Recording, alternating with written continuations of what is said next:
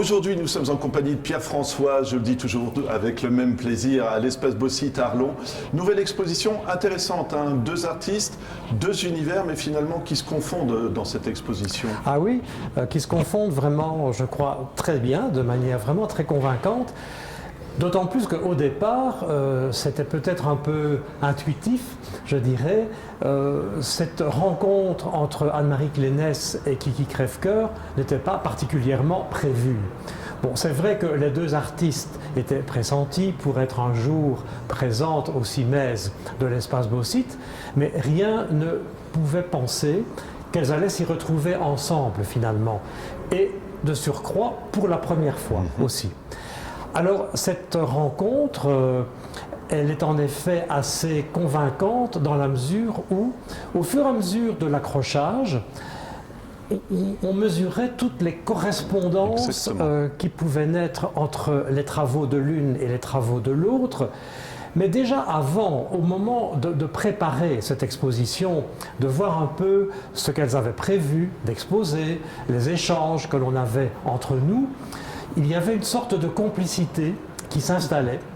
Et je me dis, on dirait un peu comme une écriture qui les relie dans la légèreté, dans l'équilibre, dans la fragilité aussi. Et donc, ça s'est concrétisé vraiment au moment de l'accrochage. Donc, ce qui était intuitif au départ est devenu vraiment réalité par la suite. Et on s'est dit, mais dans le fond, c'est vrai que cette rencontre, elle avait vraiment raison d'avoir lieu. Voilà. Deux matériaux différents, je vous laisse deux spécialités, quoi, tout simplement. Hein. Oui, alors d'un côté, on a dans l'espace les compositions, les assemblages en ardoise sur socle d'Anne-Marie Clénesse. Donc ça, c'est pour la 3D. Et d'autre part, les accrochages au CIMES de Kiki Crèvecoeur. Et là, on est dans la seconde dimension, avec principalement des impressions. Et ce sont des impressions, d'une part, de gomme gravée, et d'autre part, il y a aussi une séquence, une série de linogravures en noir, dont on parlera peut-être tout à l'heure. Voilà. Donc les gommes, évidemment, la gomme, qu'est-ce que c'est cette gomme? Donc beaucoup de visiteurs sont un peu décontenancés quand ils voient l'œuvre, ils ne comprennent pas bien quel est son point de départ. Et donc c'est vrai que Kiki Crèvecoeur, on la connaît beaucoup pour ce travail qu'elle pratique sur la gomme qui est vraiment la petite gomme d'écolier. Exactement. Donc au départ, c'est un principe d'impression relativement simple, puisque moi je me souviens d'enfants qui avaient pu graver des gommes, imprimer leurs initiales sur une feuille de papier. Mais Kiki Crèvecoeur travaille cette gomme depuis très très longtemps, et donc elle va utiliser un cutter pour graver la gomme, pour inciser, pour tailler la gomme. On la voit travailler avec une large loupe aussi, parce que c'est un travail de précision extraordinaire. Et elle dit aussi que ça dépend un peu aussi de la texture de la gomme.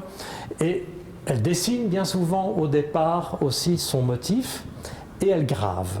Et donc le principe est très clair, c'est que toutes les parties de cette gomme qui n'ont pas été entaillées, qui n'ont pas été creusées, vont recevoir l'encre, d'où l'impression de tout ce qui a été épargné sur le papier. Et l'on voit Kiki Crèvecoeur d'ailleurs avec un bel appui, pressé de ses mains la gomme pour imprimer son motif sur le papier. Voilà.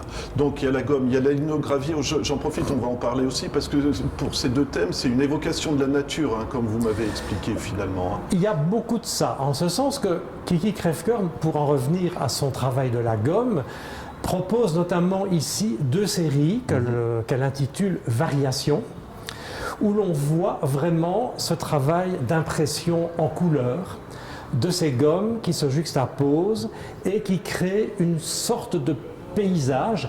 Mais j'ai presque envie de dire que chaque gomme est un paysage en soi. Oui. Et donc la nature est présente, mais c'est une nature qu'elle ne reproduit pas telle qu'elle, c'est une nature dont elle s'inspire et qu'elle interprète. Voilà. Voilà, et justement, on parle de nature, mais on part dans l'espace aussi avec la même artiste, pardon. Oui, oui, oui. On a donc des compositions que l'on pourrait dire interstellaires, des espaces galactiques, je ne sais pas très bien comment le dire, mais en tout cas, on a vraiment cette impression d'entrer dans l'espace. Et là encore, on retrouve une impression à la gomme, où chaque fois la gomme, elle l'a creusée, et l'on voit apparaître de petits points blancs.